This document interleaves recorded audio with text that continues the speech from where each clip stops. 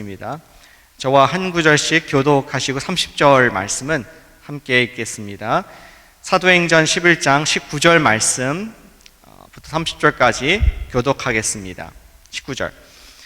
그때에 스데반의 일로 일어난 환란으로 말미암아 흩어진 자들이 베니게와 구브로와 안디옥까지 이르러 유대인에게만 말씀을 전하는데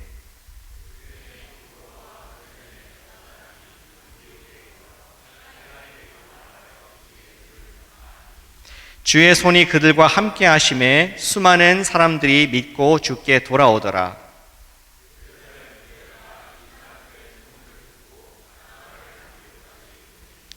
그가 이르러 하나님의 은혜를 보고 기뻐하여 모든 사람에게 굳건한 마음으로 주와 함께 머물러 있으라 권하니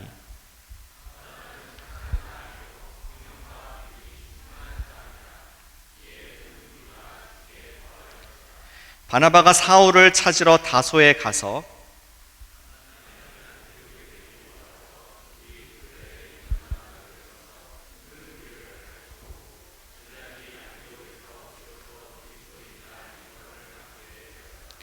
그때의 선지자들이 예루살렘에서 안디옥에 이르니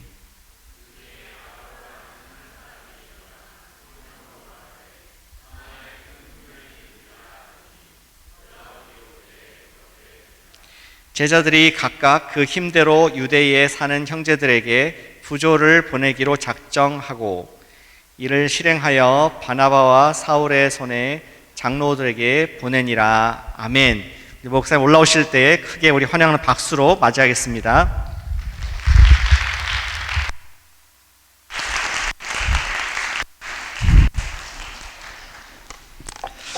여러분 반갑습니다.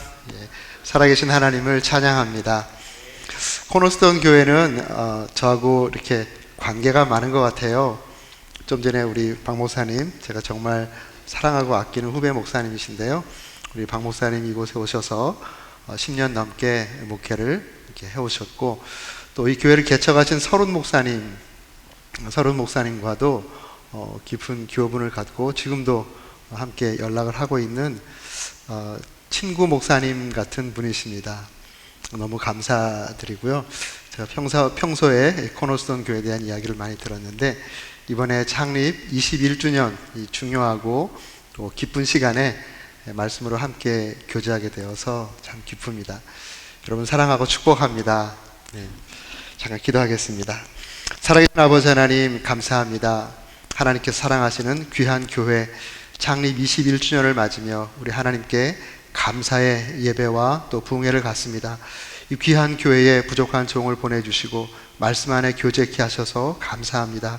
하나님 아버지, 사랑하시는 교회의 종을 통하여 하나님 말씀을 허락해 주옵소서. 또 그 말씀 붙잡고 또 귀한 교회가 더 주님께 아름답게 쓰임받는 교회가 될 수 있도록 은혜 더해 주시기를 간절히 바라고 원합니다. 지난 세월 동안 교회를 지키고 수고하고 애쓴 당신의 귀한 백성들, 당신의 귀한 종들을 위로해 주시고 또 큰 보람을 느끼게 하시고 또 하나님 안에서 큰 꿈을 꿀 수 있도록 하나님 축복해 주시옵소서. 전 기간에 주님의 은혜와 은총을 비우며 살아계신 예수님의 이름으로 기도했습니다. 아멘. 예수님이 이 땅에 오실 때 두 가지 꿈이 있었던 것 같습니다. 하나는 인류 구원의 길을 여시는 거죠. 인자가 온 것은 섬김을 받으려 함이 아니라 도리어 섬기려 하고 자기 목숨을 많은 사람의 대속물로 주려 함이라. 그의 목숨을 많은 사람의 대속물로 주시기 위해서 어찌 보면 죽기 위해서 이 땅에 오셨죠. 그 죽음을 통해서 우리 구원의 길을 열어주셨습니다. 그리고 두 번째 예수님의 꿈이 있는데요. 그 꿈은 이 땅에 당신의 몸된 교회를 세우는 것이었습니다. 주님께서 주는 그리스도시요 살아계신 하나님의 아들이십니다라고 하는 위대한 신앙 고백을 들으시고 굉장히 기뻐하셨죠. 그 신앙 고백을 들으시고 그 다음에 하신 말씀이 이 반석 위에 내가 내 교회를 세우겠다. 주님의 꿈입니다. 이 땅에 주의 교회를 세우고 싶어 하시는 그 말씀을 하셨는데요. 주님께서 구원의 길을 여시는 십자가에서 죽으시고 부활하시고 그리고 승천하신 이후에 성령을 보내셔서 이 땅에 주의 몸된 교회를 드디어 세우셨습니다. 그리고 지속적으로 세워가고 계십니다. 코너스톤 교회도 주님의 꿈 가운데 개척된 줄로 믿습니다. 지난 21년 동안 주님께서 당신의 종들을 통하여 또 귀한 지체들을 통하여 아름다운 교회를 지금도 아름답게 계속 세워가고 계신 줄로 믿습니다. 이제 21주년을 맞이하셨는데요. 21살이라고 하면 정말 성경 표현 그대로 하면 새벽 이슬 것 같은 청년이잖아요. 이제 앞으로 지금까지 주님 안에서 아름다운 공동체를 이루어 오셨는데 청년의 푸른 꿈을 가지고 하나님께서 원하시는 아름다운 공동체 이루는 것뿐만 아니라 또 우리 교회 공동체를 통해서 하나님께서 의도하시는 놀라운 일들을 이제 펼쳐 보이시는 귀한 교회로 쓰임받기를 주님의 이름으로 축복합니다. 우리가 팬데믹 끝자락에 있는데 사실 교회들마다 굉장히 어려운 시기를 지금 겪고 있습니다. 여러분도 느끼겠죠? 이 지역에서도 제가 어느 목사님하고 그렇게 만나서 얘기하는데 갑자기 이러시는 거예요. 당신의 교회가 있는 미국 교회 담임 목사님이 어느 날 갑자기 사임한다고 그리고 그냥 교회를 그냥 떠나가 버리셨대요. 이 팬데믹 기간을 거치면서 너무 힘드셨나 봐요. 담임 목사님이 교회를 갑자기 떠나가 버리니까 성도님들이 갑자기 우왕좌왕하면서 교회를 닫을까 말까 하고 있다고 그러더라고요. 제가 얼마 전에 들은 이야기입니다. 이 지역에서도 거의 이 팬데믹을 거치면서 30%의 교회가 문을 닫았다. 30%의 성도님들이 교회에 돌아오지 않는다. 이런 이야기들이 막 들리고 있는 어려운 시기를 우리가 통과하고 있습니다. 제가 금년도가 제가 목사 안수 받은 지 30년 되는 해입니다. 담임 목회 29년째인데요. 제가 담임 목회를 쭉 해오면서 지난 3년간이 제일 힘들었던 것 같아요. 목회자로서 정말 힘든 그런 시간을 보내고 있고 아마 코너스톤 교회도 여느 교회처럼 힘든 그런 과정 가운데 있었지만 그래도 또 우리 목사님과 우리 성도님들이 힘을 합쳐서 아름다운 공동체를 이렇게 이루고 있어서 너무너무 감사를 드립니다. 그렇지만 우리가 이 어려움을 잘 또 딛고 나가기 위해서 제가 이제 설교 부탁을 받고 또 나름 생각하면서 초대교회에서 길을 찾으면 좋겠다. 사실은 초대교회의 상황은 우리가 지금 접하고 있는 상황보다 더 어려운 상황이었습니다. 그렇지만 그 어려운 상황 가운데 믿음을 지키고 교회 공동체를 지키고 또 믿음을 전수해 주었기 때문에 우리가 그 믿음을 받아 구원받고 또 아름다운 교회 공동체를 이루고 있습니다. 그래서 이번 21주년 이 기간 가운데 초대교회에서 길을 찾다라고 하는 이런 전체 주제를 가지고 성경에 기록된 초대교회의 모습들을 좀 보면서 거기에서 우리가 어쩌면 이미 다 알고 있는 이야기지만 다시 한번 초대교회로 돌아가서 지금 요 상황을 어떻게 우리가 돌파하고 우리 교회가 다시 한번 비상할 수 있을까 다시 한번 생각하는 좋은 기회가 되었으면 좋겠습니다. 그 첫 번째 시간으로 안디옥 교회를 한번 이야기 나누고 싶은데요.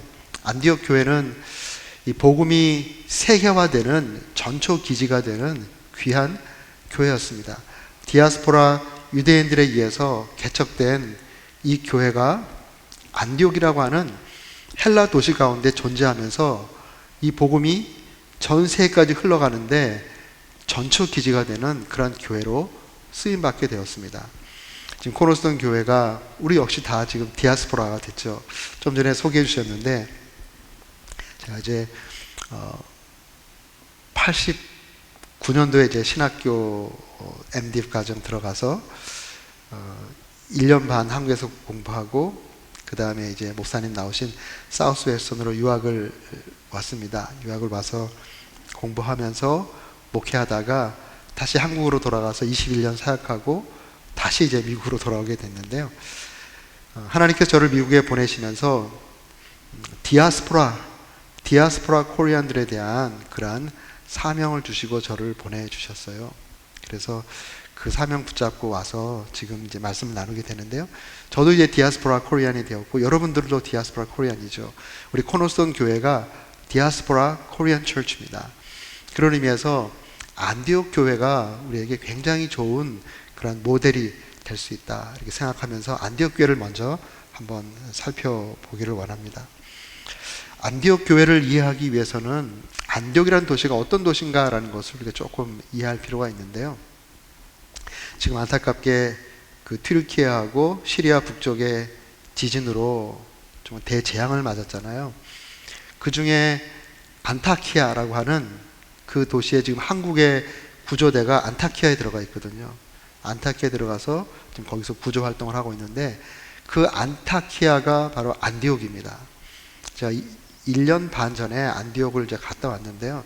안디옥과 함께 그 시리아 국경 쪽 쭉 올라가면서 거기서 있는 현지 리더들 만나고 격려하고 단기 선교를 갔다 왔는데요. 그쪽에서 지진이 났다고 하니까 좀 마음이 좀 그렇더라고요. 안디옥에 가봤을 때 그때 지금 성경에 안디옥이 굉장히 중요한 그 교회 역할을 했지만 지금은 다 무슬림이 되고 개신교회가 딱 하나 있더라고요. 하나. 그래서 그 안디옥 교회 가서 이 안디옥 교회 설교를 하고 왔어요. 여러분의 조상들이 이랬습니다. 그리고 그 안디옥에 또 하나 교회가 개척된다 그래서 리치몬드 교회에서 같이 기도하면서 협력해서 또 하나 교회를 세웠습니다. 두 교회가 지금 서 있는데요. 이번에 이 어려움을 당하고 그래서 마음이 좀 안타까운데 다행스럽게 그 동부에 쭉 있는 그 교회들이 쭉 있어요. 너무 고맙더라고요. 모두가 다 무슬림인데 거기서 십자가 걸고 교회를 하고 있는 거예요. 정말 너무너무 고마웠습니다. 그분들이. 얼마 전에 디아르바크라고 하는 곳에서 그 우리 한인 선교사님이 순교했잖아요. 여전히 위협이 있고 또 독일 선교사 같은 경우는 그 뭐 난도질 당해서 전 세계가 경악하는 일이 바로 그 지역에 있었거든요. 그런데 그 형제들이 그런 위협에도 불구하고 그 지역을 지키면서 교회를 지키고 전도를 하고 있는 거예요. 제가 마음이 많이 좀 뜨거워진 마음으로 제가 이제 돌아왔는데요. 지진이 났다 그러니까 연락을 해봤더니 다행스럽게 우리 교회 리더와 리더 가정 또 크리스찬들이 얼마 안 되죠.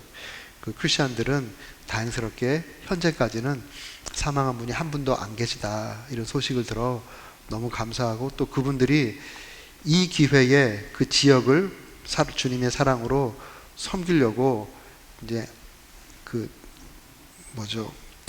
자기 그리스도인 것을 드러내고 이제 막 봉사를 시작해서 우리 기도하고 이제 도우려고 하고 있는데요. 그 바로 안디옥이 옛날에는 로마 그 당시에 성경으로 돌아가면 로마 제국 시대죠. 로마 제국 시대. 로마 제국 시대에 이 안디옥은 로마 제국의 3대 도시 중에 하나였습니다. 가장 중요한 도시가 당연히 이태리 반도 중앙에 있는 로마겠죠. 로마. 가장 중요한 도시였습니다. 정치와 종교와 학문과 경제와 군사의 가장 중심지였죠. 두 번째로 중요한 큰 도시가 아프리카를 전체 대표하는 알렉산드리아입니다. 여러분 알렉산드리아 잘 아시죠? 세계 7대 불가사의가 알렉산드리아에 2개나 있었잖아요. 그 어마어마한 그러한 도시가 이제 두 번째 알렉산드리아고요. 세 번째로 중요한 도시가 아시아를 대표하는 안디옥이었습니다.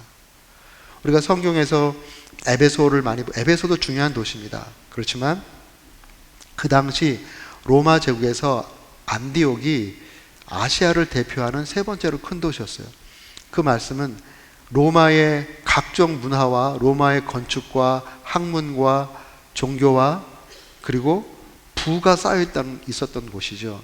지형적으로 보면 안디옥이 이 아시아에서 지금 터키 동쪽 남쪽이거든요.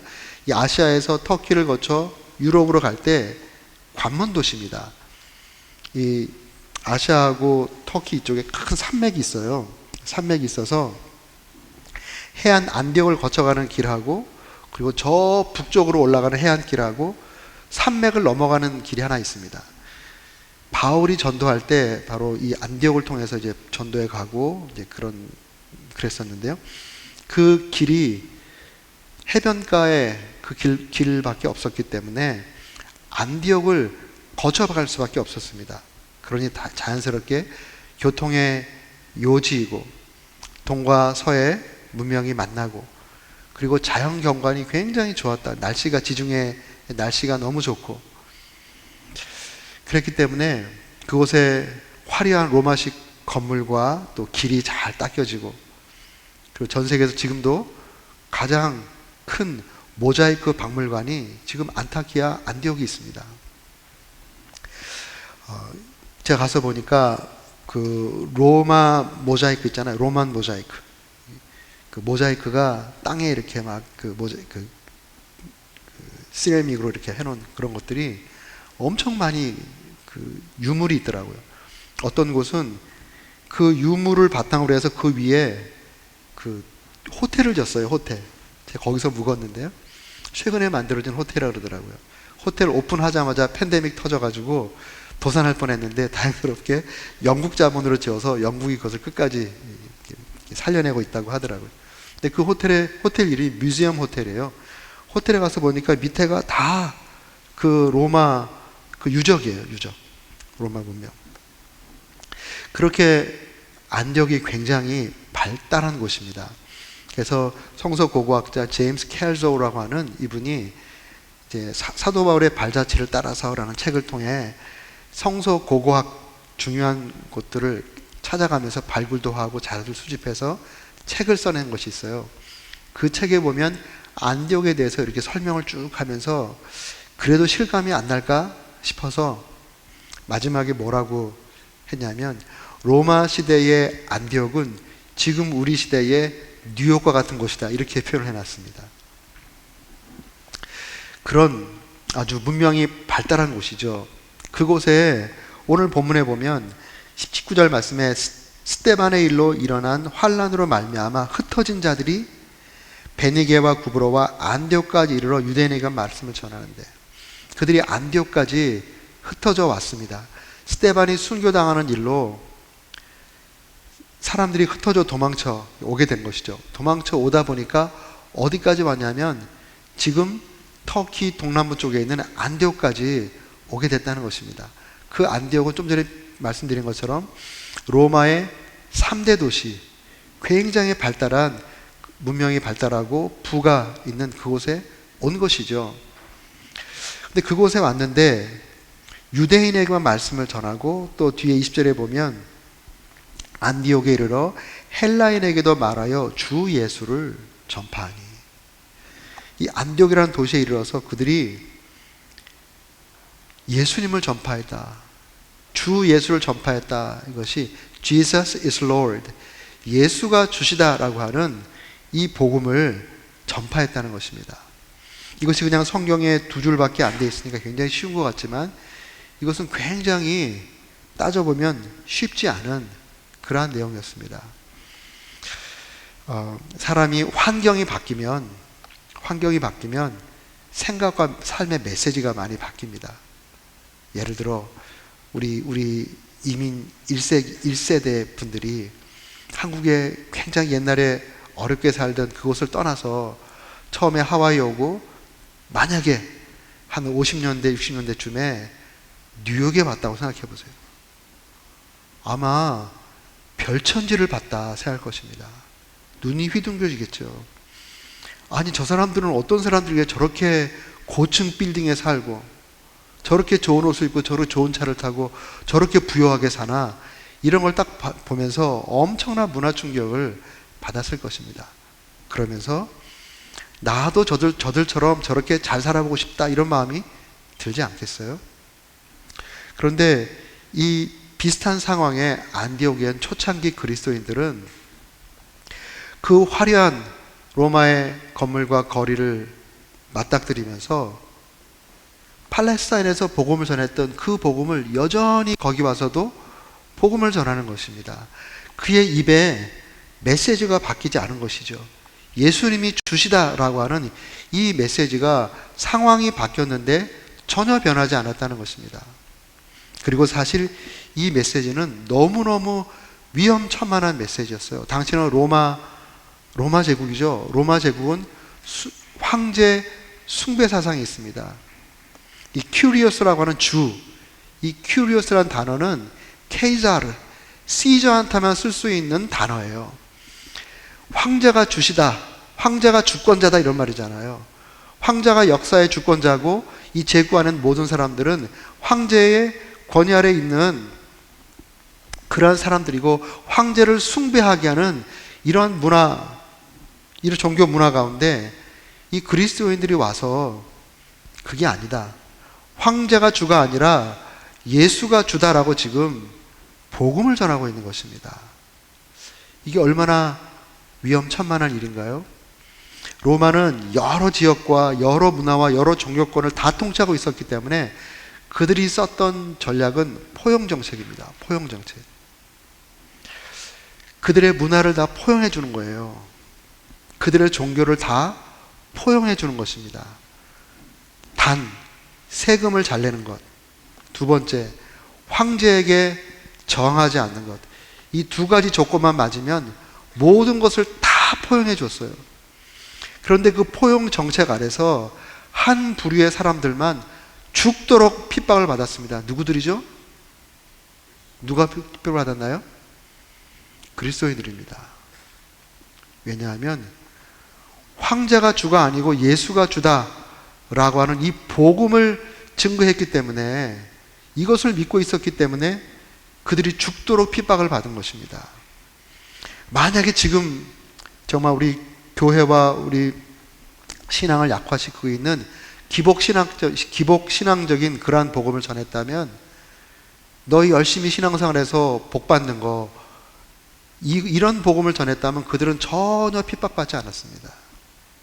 그래, 니네 그 신앙 갖고 돈 많이 벌어가지고 세금 많이 내. 어쩌면 장려받았을 것이에요. 그런데 초대교회 성도들은 복음이 분명했습니다. 복음이 분명했어요. 내가 나 혼자 조용히 예수님 믿고 천국 가는 복음만 믿고 있었다면 어쩌면 핍박받지 않았을 거예요. 지금 이 강단이 오염되는 것 중에 하나가 복음이 많이 오염됐습니다. 복음이. 소위 말하는 자본주의식 복음. 예수님을 어떻게 연상하게 만드냐면 턱시도를 입히고 행커치프하고 롤스로이스를 타고 가는 그 예수님 믿으면 저렇게 잘 살게 되는 저런 기복적인 그런 복음을 막 퍼뜨리고 있어요. 또 예수님을 마치 사회혁명가처럼 여기 띠띠우고 데모하는 사람처럼 이미지화해서 사회복음을 얘기하는 거. 심리학에 물든 복음 이런 얘기 많이 하잖아요. 성도의 삶이 워낙 힘드니까 예수가 주시다라고 하는 이 천국 복음이 아니라 예수 믿으면 마음의 평안을 얻는 이런 것만 계속 얘기하니까, 만약에 그런 종류의 타락한 복음만 얘기했다면 초대교회 성도는 전혀 고통받지 않았어요. 그들은 복음이 무엇인지를 분명히 알고 있었습니다. 예수께서 우리를 위해서 죽으셨고 우리를 위해서 부활하셨고 그 부활하신 주님이 지금 나의 주인이시고 역사의 주권자다 라고 하는, 예수가 주시다라고 하는 분명한 천국 복음을 그들은 분명히 갖고 있었고, 이것을 목숨 걸고 이것을 전파했기 때문에 그 다음에 하나님께서 보호하시는 놀라운 역사가 일어나는 것이 21절 말씀에 주의 손이 그들과 함께 하심에 수많은 사람이 믿고 주께 돌아오더라. 주님께서 그들이 목숨을 걸고 예수가 주시다라고 하는 이 복음을 증거할 때, 예수님을 전할 때 주의 손이, 성경에서 주의 손 하면 하나님이 무슨 손이 있습니까? 다 personification, 의인법이죠. 의인법. 하나님이 손이 있다. 이 손은 하나님의 능력을 의미하는, 많은 경우 능력을 의미합니다. 주의 손이 함께 했다는 것은 하나님의 능력이 함께 했다는 것입니다. 하나님의 능력이 그들과 함께 하심에 수많은 사람이 믿고 돌아오는 기적적인 역사가 일어나는 것입니다. 여기 수많은 사람, 여기 지금 헬라 문화권이에요. 안디옥이에요. 안디옥. 헬라 문화권의 안디옥에 그들이 분명한 복음의 메시지를 전하니까 하나님께서 하나님의 능력으로 역사하니까 믿는 사람들이 주께 돌아오는, 주를 믿고 주께 돌아오는 거룩한 생명의 역사가 일어나게 되었다라는 것을 우리 안디옥 교회를 통해서 우리가 배울 수 있습니다. 초대교회에서 길을 찾다. 지금 너무 교회가 힘들고 어렵죠. 이것을 어떻게 돌파할 것입니까? 그렇기 때문에 여러 프로그램도 하고 성도님들을 위로하고 다 필요하겠지만 근본적인 게 빠져버리면 사상 누각입니다. 가장 중요한 것은 복음입니다. 복음. 복음도 분명한 복음, 예수님께서 말씀하신 복음, 그 복음 바로 천국 복음입니다. 이 천국 복음이 땅끝까지 전파될 때, 그때야 주님 돌아오신다고 했잖아요. 다른 복음이 거기서 굳이 천국 복음이라는 말을 굳이 말씀해 주셨어요. 이 천국은 하나님 나라의 복음입니다. 예수님께서 주인이시고 왕이신 이 복음, 예수께서 나를 위해서 죽으신 거 너무 감사한 일이죠. 예수께서 부활하신 거 너무 영광스러운 일이죠. 바로 그 주님을 나의 왕으로, 주인으로 삼고 내 삶의 모든 영역을 주님의 통치권 아래 온전히 놓게 되는 바로 그 복음, 그 복음으로 우리가 무장될 때, 그 복음으로 교회가 무장될 때 그 교회의 길이 보이는 것입니다. 성도들이, 요새 성도들 삶이 너무 힘들어요. 많이 힘들어요. 우리 히브리서를 보면 히브리서의 성도들의 힘든 삶의 정황을 히브리서 10장 하반부에 보면 그들이 믿음 때문에 유리방황하고 심지어는 톱에 켜서 죽고 짐승의 가죽에 덧입혀서 잡혀 먹고 하는 이런 어마어마한 핍박의 자리를 우리들에게 알려주잖아요. 그 고통의 자리에 많은 사람들이 배도하는 역사가 생겼습니다. 내가 이대로 믿음 크리스찬 그룹에 있다간 나도 죽겠구나, 이래서 사람들이 믿음을 떠나가는 이런 일들이 생겼어요. 안팎으로 이런 어려움이 있을 때 하나님이 주신 처방은 다른 게 아니었습니다. 히브리서의 주제, 믿음의 주여 또 온전케 하신 이인 예수를 바라보는 것입니다. 예수를 바라보라. 예수가 길이라는 것이에요. 이 강단에서, 이 강단은 그리스도의 입이죠. 그리스도의 입. 목사의 입이 아닙니다. 그리스도의 입입니다. 여기에서 예수님께서 성도들에게 하기를 원하시는 말씀이 무엇인지 이런 설교자가 듣고 그 말씀을 예수님의 입장에서 선포할 때, 그때 교회가 살아나는 것입니다. 강단이 성도님들의 눈치 보고 성도들의 필요에 따라서 강단이 왔다리 갔다리 하다 보면 성도들의 필요가 항상 정당한 것은 아니거든요. 어떠한 경우에 성도들의 그 필요가 성도들이 요구하는 것이 틀릴 수가 있어요. 그런데 그 성도들의 필요에 따라서 강단이 왔다 갔다 하면 중심을 잃어버릴 수 있어요. 그런데 이 강단이 예수님의 필요에 민감하게 그것을 맞춘다면 성도들의 필요를 맞춰주는 것뿐만 아니라 성도들의 필요를 바꿔줄 것입니다. 니드를 바꿔주실 거예요. 정말 내가 필요로 해야 할 것이 무엇인가를 알려주실 것이라고. 그 모든 것이 다 복음 안에 있습니다. 복음 안에. 그래서 교회가 교회다울 수 있는 것, 사실은 주는 그리스도셔 살아계신 하나님의 아들이십니다라고 하는 예수님의 분명한 그러한 고백 위에 교회가 세워졌기 때문에 교회 강단과 성도들의 대화 속에 예수가 빠져버리면 그건 더 이상 교회라고 할 수가 없습니다. 물론 우리 코너스톤 교회는 훌륭한 목사님, 또 우리 훌륭한 성도님들 안에서 우리 교회의 중심이 예수 그리스도시고 또 복음이 우리 교회의 파운데이션인 줄로 믿습니다. 계속 이것을 우리가 붙잡고 나가야 됩니다. 끊임없이 교회는 복음을 이야기하고 복음 앞에 희생하고 헌신할 것을 요구해야 됩니다. 복음 앞에 희생하고 헌신하는 것은 나를 죽이고 예수로 사는 거예요. 천국 복음은 내가 죽고 예수로 사는 것이 복음으로 사는 것입니다. 우리가 구원받는 복음은 더 이상 전할 필요가 없죠. 내가 예수님 믿고 구원받았는데 죽으면 천국 가는데 이것으로 복음 끝하면 사도 바울이 굳이 로마 교회에 가고 싶어 하면서 내가 너희에게 복음 전하기를 원하신다. 왜 그런 말을 했겠어요? 로마서 1장에 보면 로마 교회 성도에 가기를 원하는데 내가 너희들한테 가면 복음 전하기를 원한다 그럽니다. 복음 전하기를 원한다. 아니 이미 복음으로 구원받은 사람들한테 이 복음이 구원만 생각한다 그러면 더 이상 복음 전할 게 뭐가 있겠어요? 이 복음이 내세 구원에 대한 것도 포함되지만 더 중요한 것은 이 땅에서 하나님의 통치를 받으면서 하나님 나라를 이루어가는 천국 복음을 이 땅에서 실천해야 되기 때문에 끊임없이 복음을 강조하고 끊임없이 나를 죽이고 하나님의 뜻대로 살 것을 끊임없이 도전하는 것이 강단이 되어야 됩니다. 그래야지 교회가 사는 것이에요. 좀 전에 제가 우리 터키에 있는 형제들 얘기했잖아요. 제가 한번 너무 마음이 그래서 거기에 있는 한 목사님께 여쭤봤어요.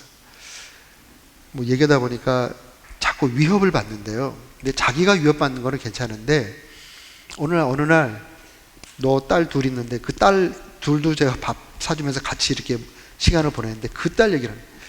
딸 둘이 있는데 너 어느 학교 다녔는지 안다고.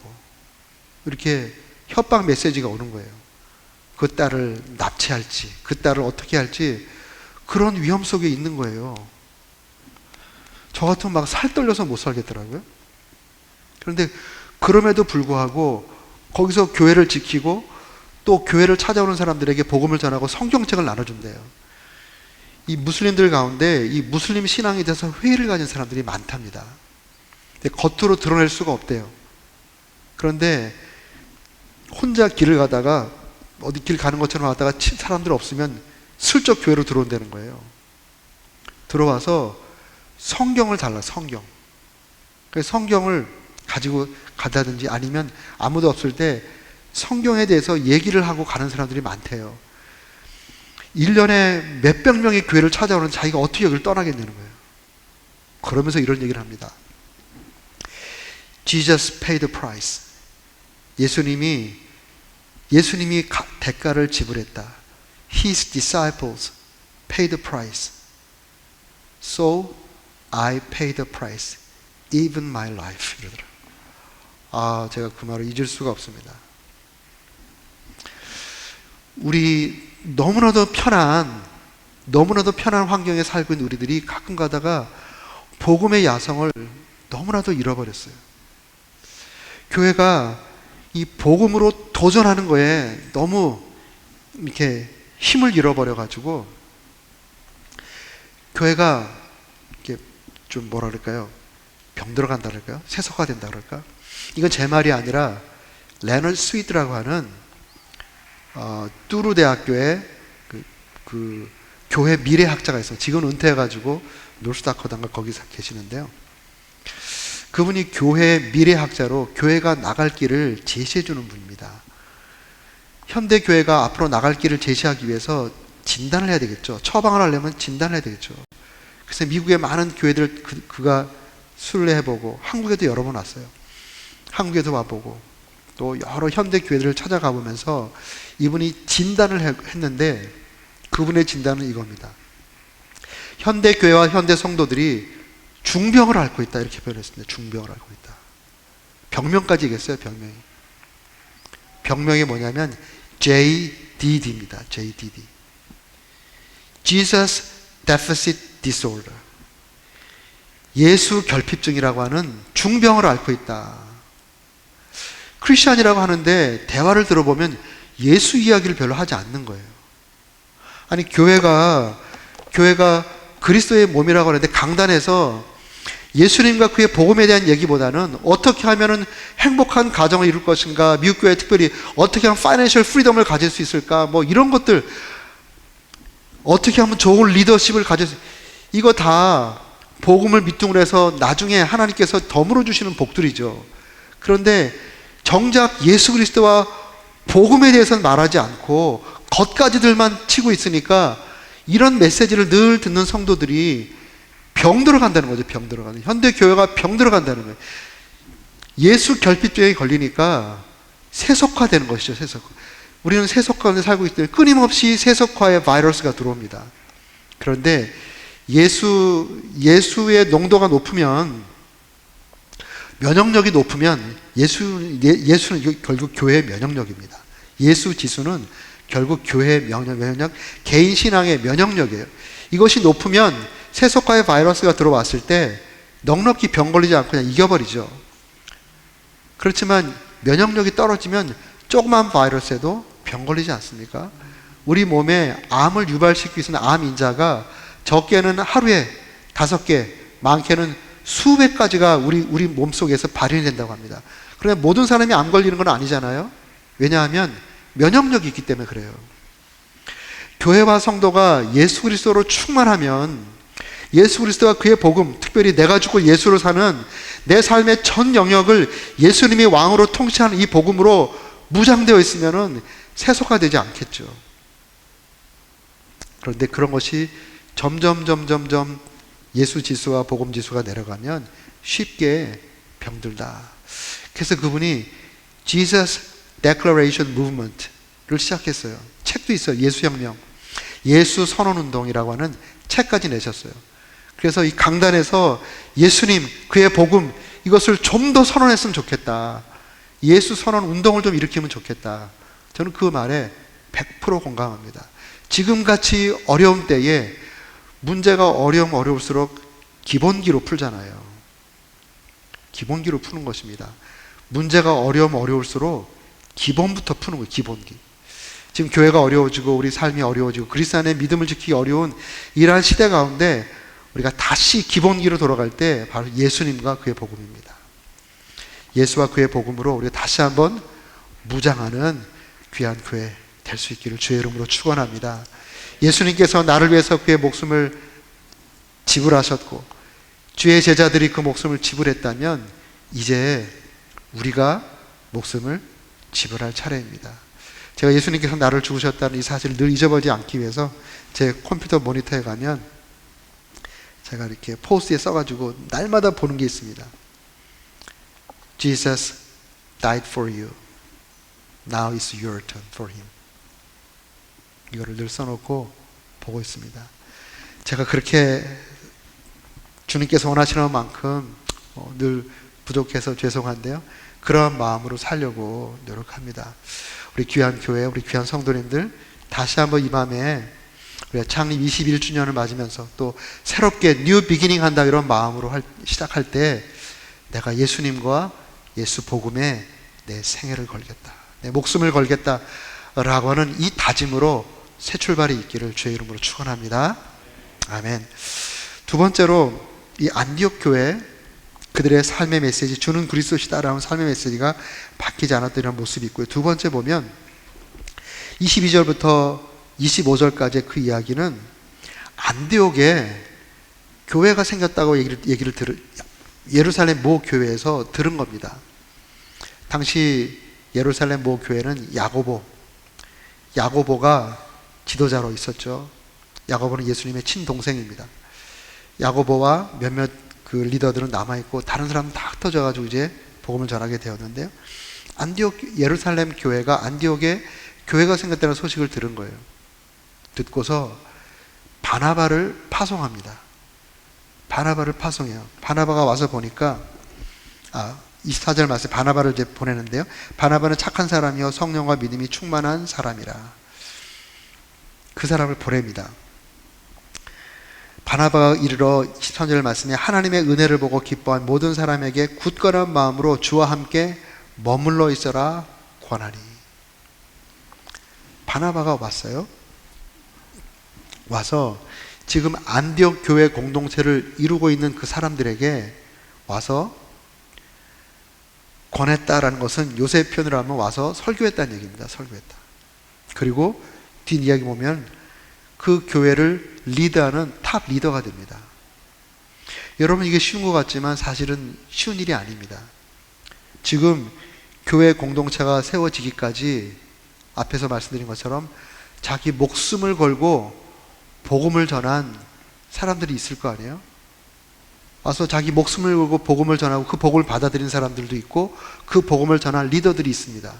그럼 지금 교회 안에 지금 이 교회가 형성되기까지 헌신한 사람들이 있죠. 그리고 나름 리더십을 행사하고 있던 사람들이 있었습니다. 당연히 누구는 복음을 전했고 누구는 그 복음을 받고 예수님 믿었으니까 리더십이 있죠. 지금 그 공동체 안에 이미 행사되는 리더십이 있고 있는 이런 상황 가운데 갑자기 외부에서 한 사람이 와서 탑 리더 역할을 하게 된 겁니다. 그럴 때 일반적으로 어떤 현상이 일어나나요? 바나바한테 Who are you? 너 누구야? 할 수 있잖아요. 우리가 목숨 걸고 이 교회를 이루고 있는 동안 당신이 한 게 뭐가 있어? 뭔데 와가지고 우리를 가르치려고 해? 라고 말할 수 있지 않겠습니까? 그런데 안디옥 교회는 예루살렘 교회를 통해서 바나바를 보냈다라고 믿고 바나바를 자기들의 리더로 삼았습니다. 그것을 하나님께서 기뻐 보셨죠. 기뻐 보시니까 어떤 일이 생깁니까? 24절 말씀에 바나바는 착한 사람이요 성령과 믿음이 충만한 사람이라 이에 큰 무리가 주께 더하여지더라. 바나바가 이리로 와서 리더로 세워질 때 하나님께서 기뻐하시고 큰 무리를 더해 주셨습니다. 교회가 성장된 거죠. 그리고 바나바가 이제 헬라 문화권에 있는 사람들을 이게 목회를 하다 보니까 헬라에 지금 안디옥에 있는 사람들은 당시 헬라 철학에 능한 사람들입니다. 말씀드린 것처럼 로마의 3대 도시에 있던 사람들이기 때문에 헬라 철학, 헬라 학문, 종교 이런 것에 아주 능한 사람들이죠. 근데 바나바가 이들에게 목회를 하려고 하니까 아무래도 한계가 있었던 것 같아요. 그래서 헬라인의 냉철한 머리와 히브리인의 신비로운 가슴을 체험받은 그럴 리더가 필요했습니다. 그가 바로 청년 사울입니다. 사울이 헬라 철학에 능통했고 또 히브리인 중에 히브리인으로 유대 신앙에 능통하고 그리고 예수님을 만난 신비로운 가슴을 가진 그런 사람입니다. 그를 데려오죠. 안디옥하고 지금도 다소가 있어요. 다소.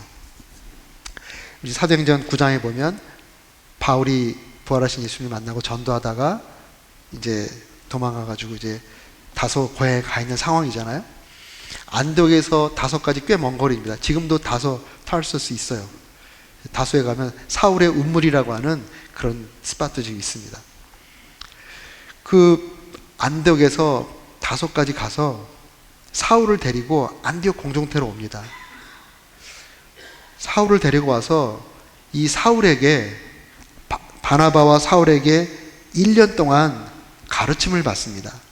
오늘 본 말씀 보면 26절 말씀에 만남에 안디옥에 데리고 와서 둘이 교회에 1년간 모여 있어 큰 무리를 가르쳤고 제자들이 안디옥에서 비로소 그리스도인이라 일컬음을 받게 되었더라.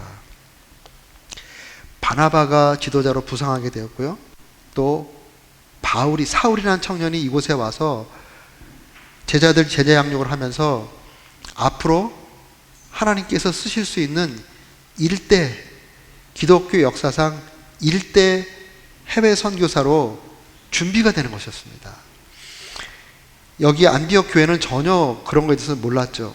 다만 하나님이 보낸 사람을 우리가 인정하고 잘 세운다 라는 정도밖에 몰랐지만 하나님은 바로 그 안디옥 공동체를 통해서 앞으로 이 복음이 전 세계에 확장시켜 나가는데 키 멤버를 키우고 있었던 것입니다. 결국 나중에 이 바나바와 이 사울이 안디옥 교회를 통해서 파송되어 복음을 계속 전하는 그러한 일이 나오죠. 안디옥 교회는 어떤 교회였나? 사람을 세우는 교회였습니다. 사람을 키워내는 교회, 사람을 키워내는 교회. 하나님께서 사람을 키워내는 교회를 얼마나 기뻐 보시겠어요? 사람은 스스로 크지 않습니다. 스스로 크지 않아요. 사람은 특별히 우리 그리스도인들은 교회 공동체 안에서 성장하는 겁니다. 하나님 나라에는 독불장군이요, 자수성가라는 게 없어요. 자기 혼자 잘났다고 잘난 척하면서 크는 게 아니에요. 하나님 인정하지 않습니다. 그런 사람들. 혼자 교만해진 것이지 하나님이 원하는 사람으로 커지는 게 아니에요. 그래서 하나님 나라 안에서는 자수성가라는 게 없어요. 다 공동체 안에서 부딪히면서 크는 겁니다. 그런데 어떤 공동체는 하나님이 누군가를 키우고 싶어서 공동체에 사람을 보냈는데 망가뜨리는 공동체가 있어요. 안타깝게도. 사람이 망가져 나오는 교회 공동체가 있습니다. 어떤 공동체는 사람이 세워지는 거예요. 목사님이 갔는데 훌륭한 목사로 막 성장한다든지, 어느 성도님이 갔는데 아주 정말 하나님의 놀라운 사람으로 성장한다든지 세워지는 공동체가 있습니다. 바로 안디옥 공동체가 사람을 세우는 공동체였습니다. 사람을 세우는 공동체.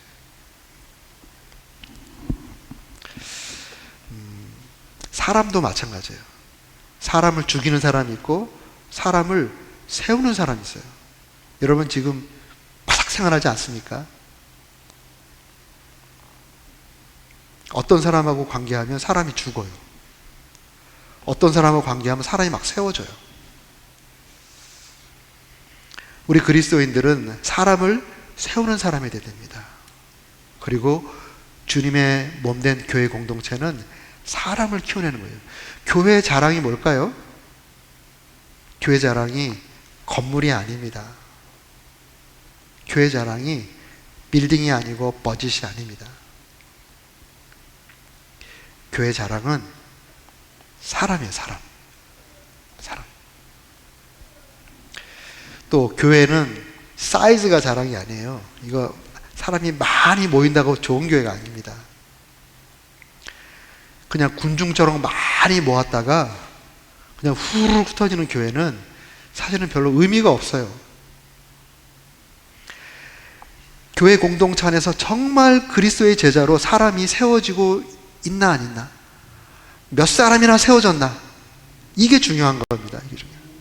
얼마 전에 어느 선교사님과 교제를 하는데 그 선교사님이 모스크바에서 10년 넘게 그 글라스노스트 이후로 개신교 선교사들이 왕창 들어갔거든요.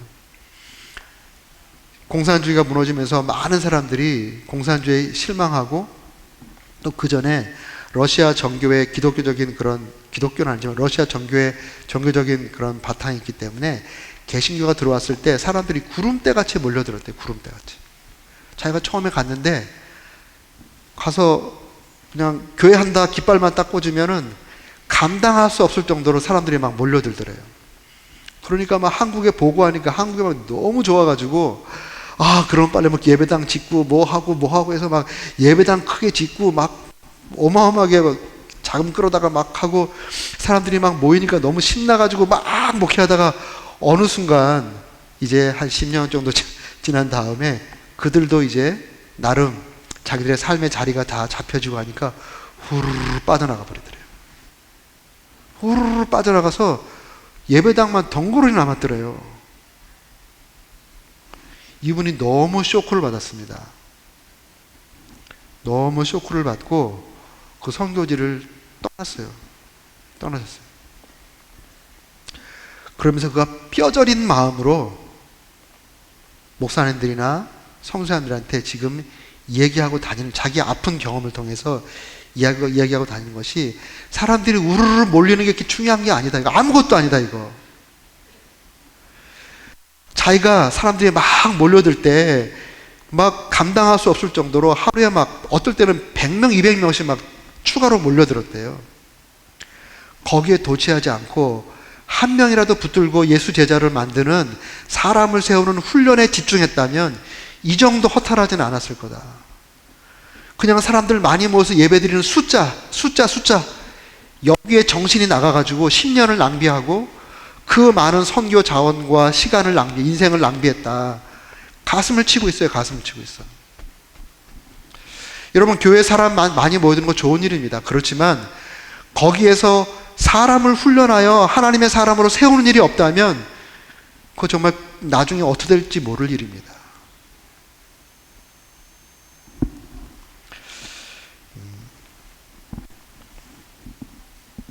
저도 이제 목회를 한국에서 하면서 하나님의 은혜로 교회가 많이 성장을 했어요.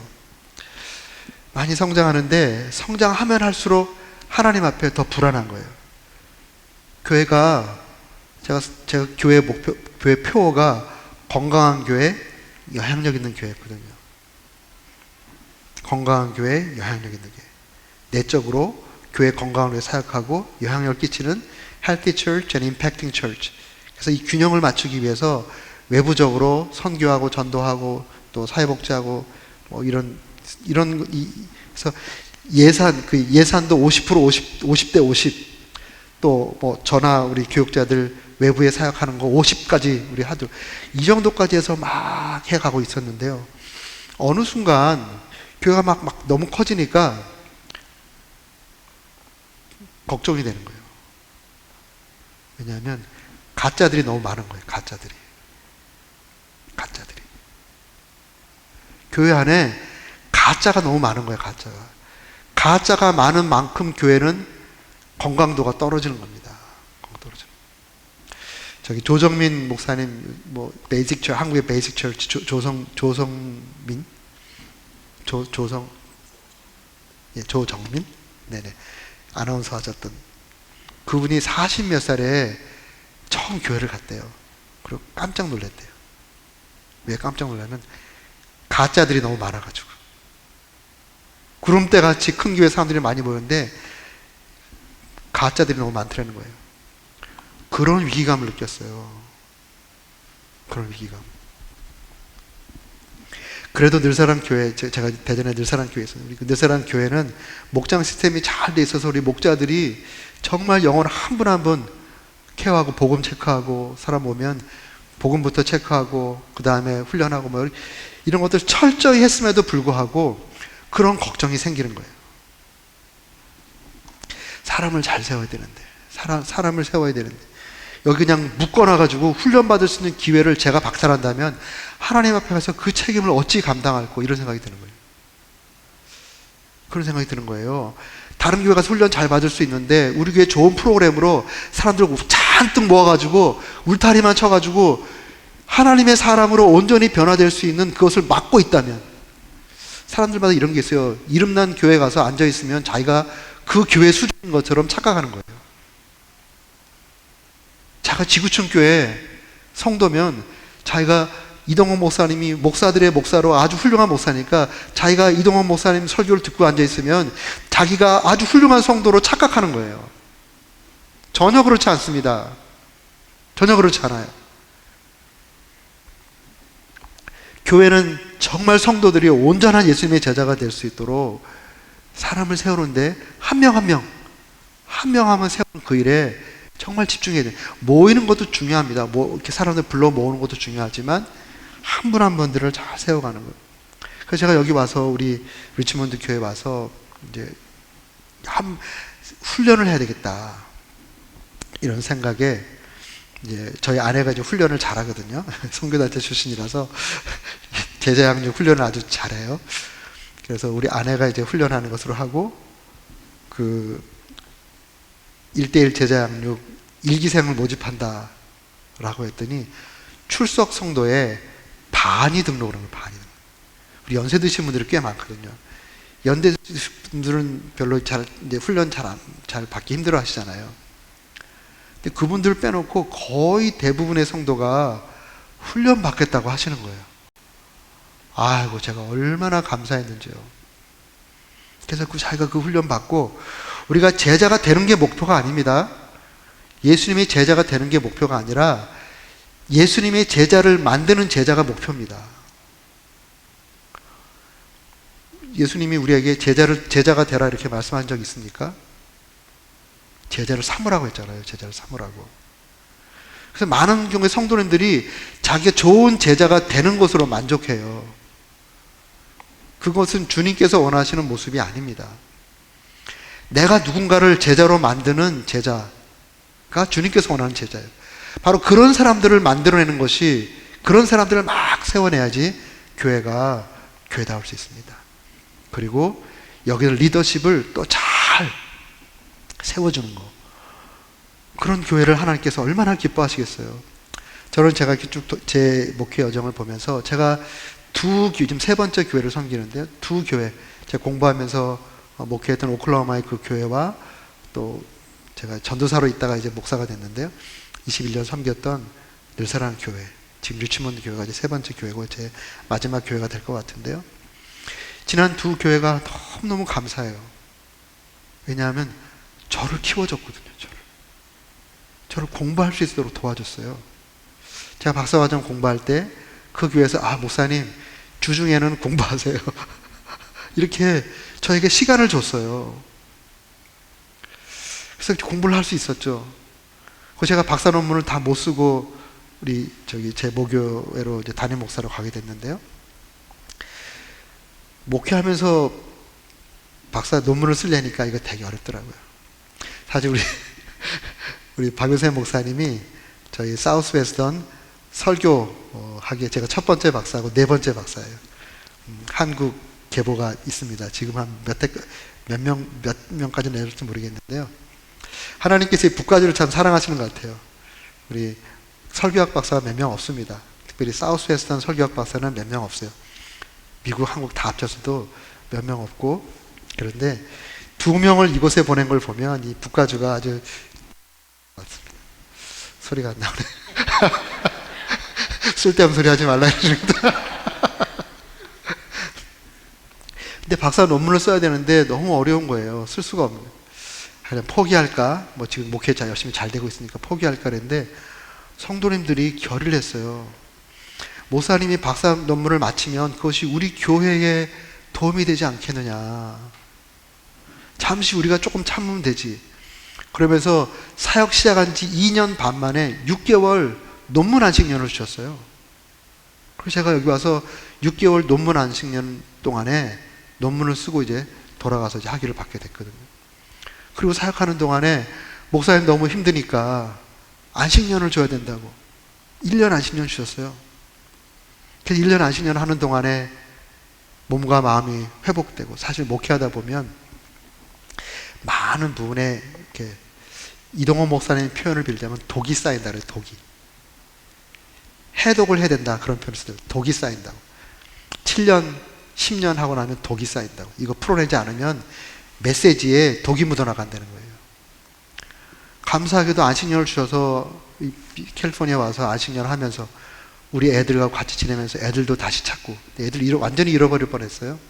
애들 다시 찾고 애들하고 관계도 개선되고, 저도 너무 미안한 거예요. 은혜로 지내는 거잖아요. 일하지 않는데 사례비 주고 채집비까지 주시니까 은혜로 사는 게 뭔지를 깨달으면서 교회 성도님들의 은혜로 내가 지금 안식년을 하고 있구나. 그러니까 성도님들에게 섭섭했던 게 다 풀리는 거예요. 다.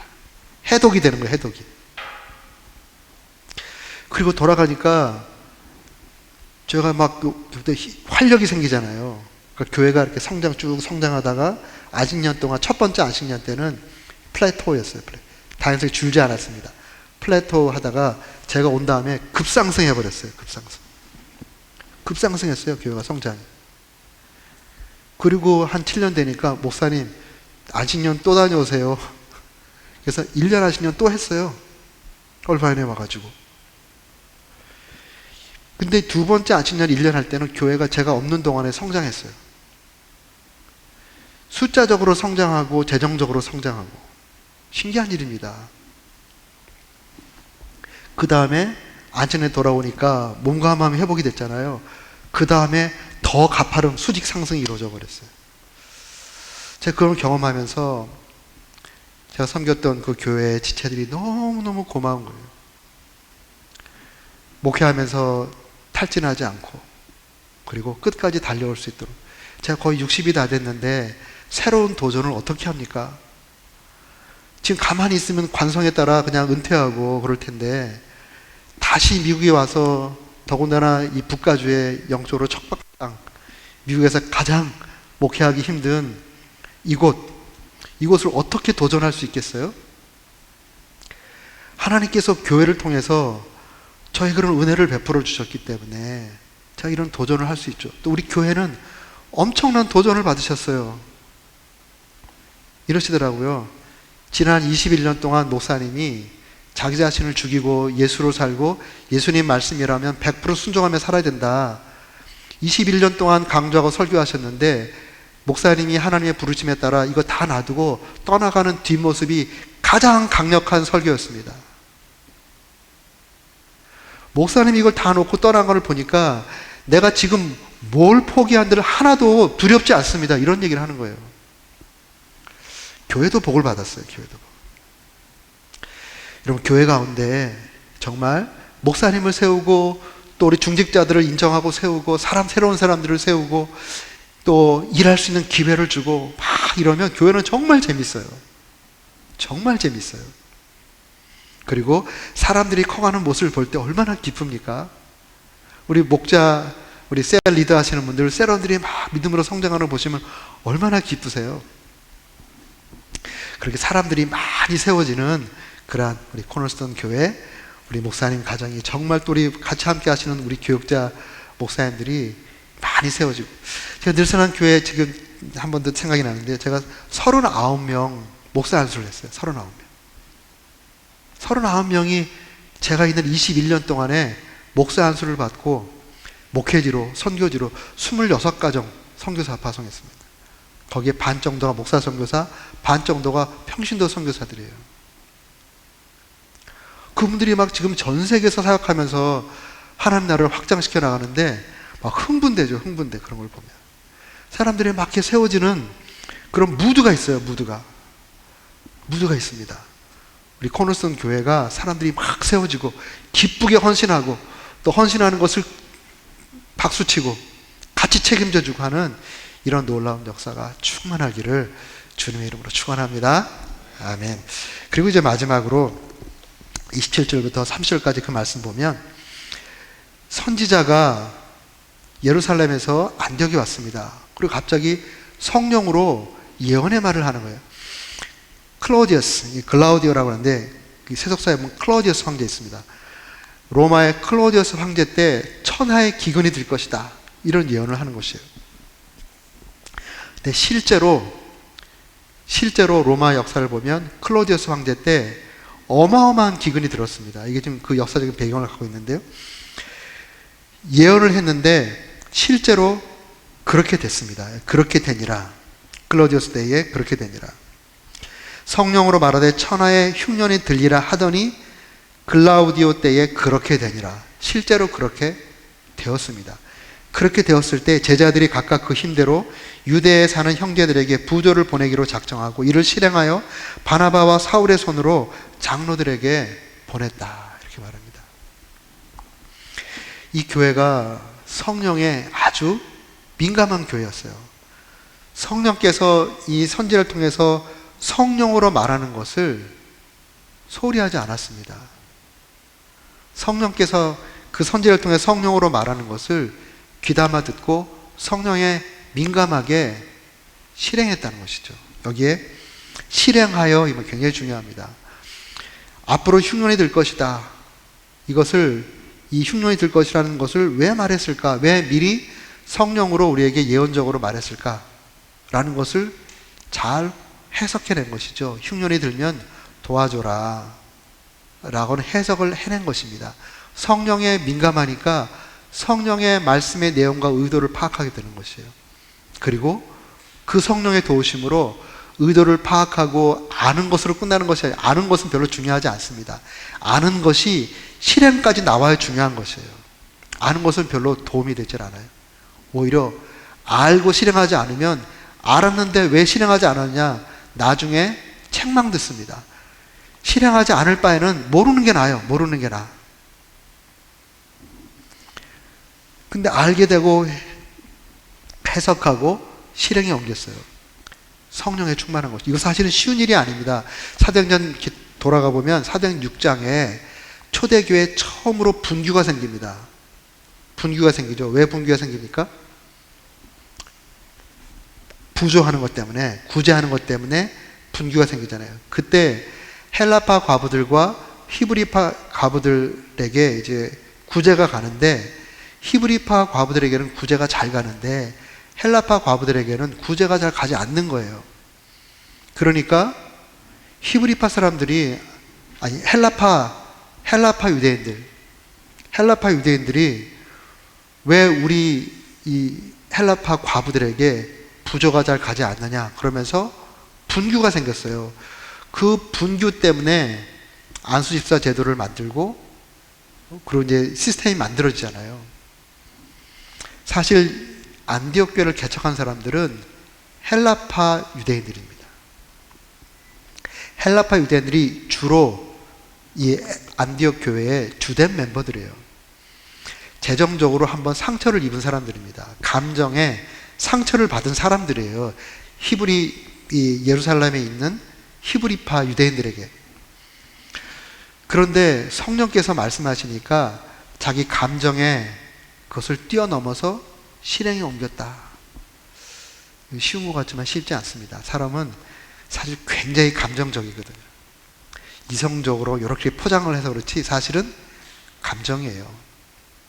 뭐 하고 싶다, 하지 않냐, 해야 한다, 안 해야 된다, 이성적으로 막 얘기하지만 그 이면에 보면 하고 싶지 않아서 하지 말아야 한다는 이성적인 명분을 찾아가는 것이지 많은 부분에 정서가 깔려 있습니다. 그런데 이 정서를 성령에 민감하니까 극복해버리는 거예요.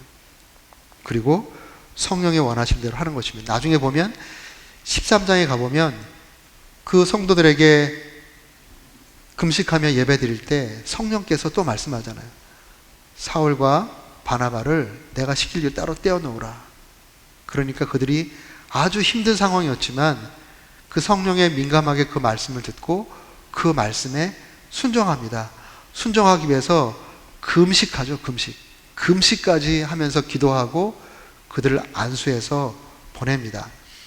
안수해서 그들을 보내는데 사도행전 13장 4절에 보면 그들이 성령의 보내심을 받아 이렇게 기록하고 있어요. 성령께서 감동하시고 그들이 성령에 민감하게 순종해서 안수해서 파송했는데 그것이 바로 성령의 사건이 되어버린 것입니다. 그 교회와 성도가 성령의 도구가 된 것이에요. 지금같이 어려운 때에 교회가 교회답게 또 돌파해 나가는 새 출발을 하기 위해서는 우리가 복음에 분명할 것이고 사람을 세우는 것에 집중해야 할 것이고 세 번째는 성령에 민감해야 됩니다. 성령에 민감해야 돼요.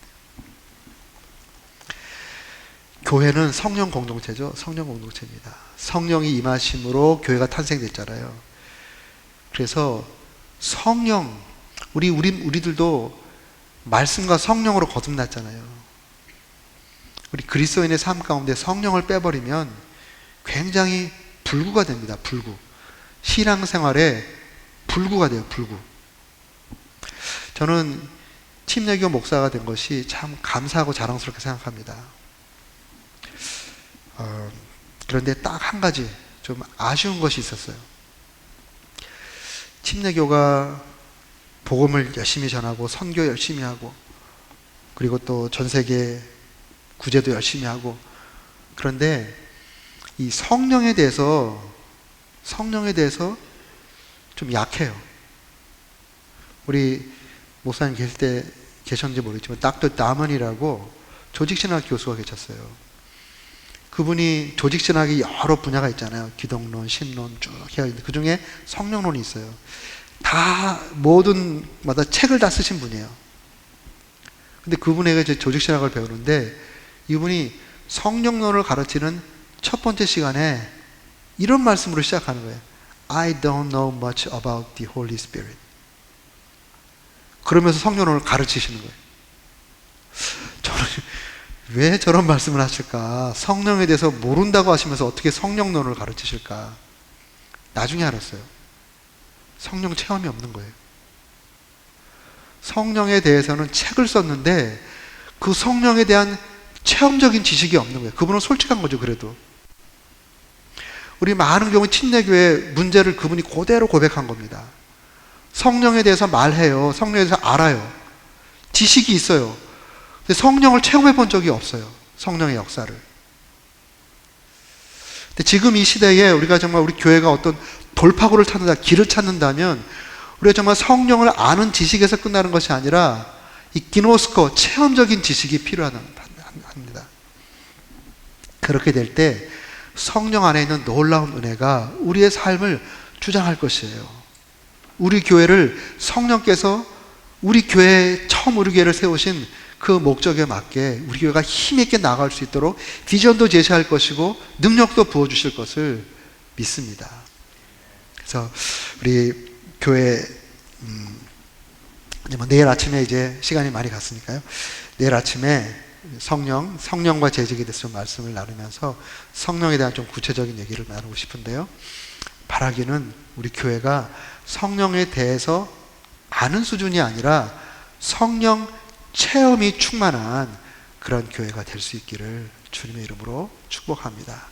제가 늘사랑 교회 목회하면서 이제 건축을 하게 됐어요. 건축을 우리가 전혀 생각지도 않은 건축을 말씀과 성령으로 막 인도해 가시기 때문에 건축을 하게 됐어요. 사실은 건축의 건물에 들어가는 돈을 우리는 다 선교한다.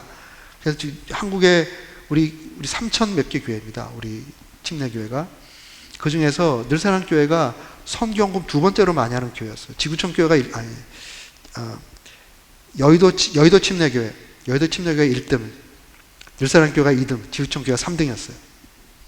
그만큼 많이 했어요. 물론 이제 그 액수는 우리 교단 선교부에 잡힌 선교 그 어마운트입니다. 거기 통하지 않고 지구촌 교회는 더 많이 했겠죠. 그렇지만 교단 거기에 잡힌 거로서는 늘사랑 교회가 2위였어요. 그렇게 될 수 있었던 곳에는 건물에 들어가는 비용 줄이고 이것저것 다 줄이고 50%는 바깥으로 내려보낸다 라고 성산들 많이 파송하다 보니까 그렇게 됐어요. 그런데 갑자기 건축을 하게 된 겁니다. 건축을 하게 되니까 우린 건축에 대한 계획이 없었는데 어쨌든 건축을 하게 됐어요. 하나님이 말씀으로 인도하시고 그 다음에 성령으로 인도하셔서 건축을 하게 됐는데 우리가 준비된 게 아무것도 없었어요. 뭐 건축을 하려고 뭐 돈을 조금씩 모아놓은 것도 아니고 아무것도. 연말 되면 항상 교회 밸런스가 제로예요. 거의 제로예요. 그런데 성령께서 원하셔서 하게 하셨으니 이건 우리의 힘으로 할 수 없다. 그래서 뭐 빌딩 프로젝트 하면서 펀드레이징하고 이런 거 다 없애버렸어요. 다 없애고 성령의 감동과 우리의 순종, 신앙의 기본기죠. 성령의 감동과 우리의 순종. 성령께서 각 사람의 형편을 아시고 믿음의 형편을 아시니까 또 상황을 아시니까 감동하시는 바로 그때에 감동하시는 것만큼 성령이 감동하셨다면 우리가 할 수 있으니까 감동하셨으니까 어떤 경우에든 순종하자. 아주 기본기로 성령의 감동과 우리의 순종 이거로 우리 건축하자고 그렇게 하고 건축이 진행이 됐는데 됐어요. 저는 그래서 분명하게 말씀드릴 수 있어요. 성령의 감동과 성령의 감동을 잘 받고 감동한 것만큼 우리가 순종하면 못할 것이 없다. 뭐든지 할 수 있습니다. 왜냐하면 우리가 하는 게 아니기 때문에. 상상할 수 없는 일들이 막 이루어지는 걸 저는 목회 현장에서 봤어요. 성령께서 일하시는 거를. 그래서 결국 목회도 사실은 주님께서 하시고 우리는 그냥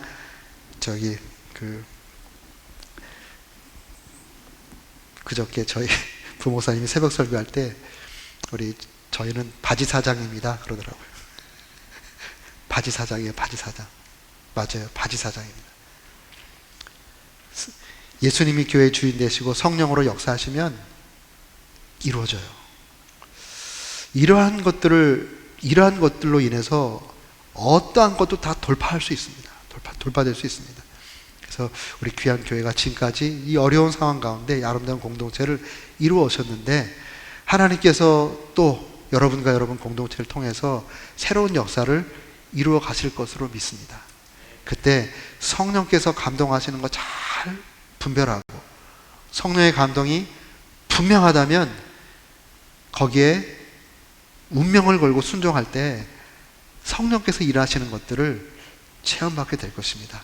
그러한 놀라운 역사가 앞으로 귀한 교회 앞날에 풍성케 되기를 주의 이름으로 축복합니다.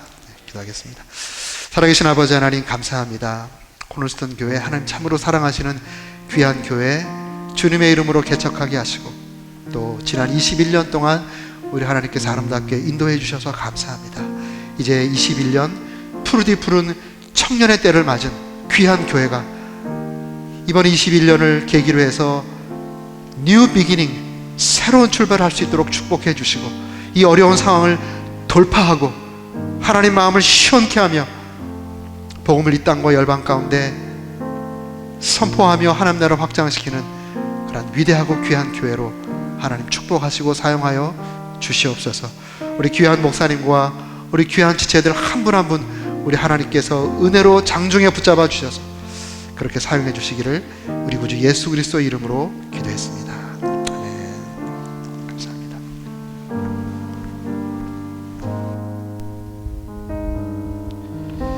아름다운 안디옥 교회를 통해서 또 우리가 계속 걸어가야 할 주님께서 기뻐하시는 건강한 교회를 또 말씀으로 전파해 주신 목사님께 감사를 드립니다. 또 늘사랑 교회를 통해서